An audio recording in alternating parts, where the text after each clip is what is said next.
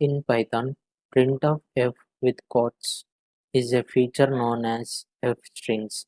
That means formatted string. Syntax is the f-string is prefixed with an f before the opening quote. Let's take an example.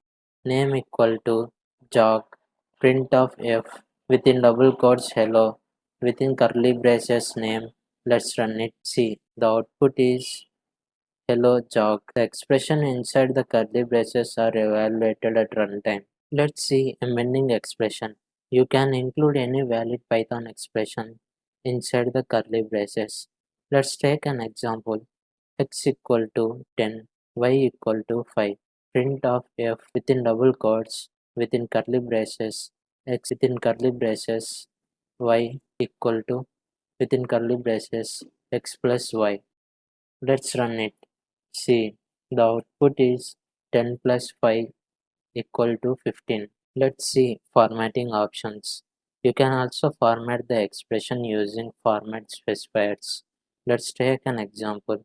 Value equal to 123.456789. Print of f within double quotes. Value is within curly braces. Value colon point 2f. Let's run it. See, the output is value is 123.46.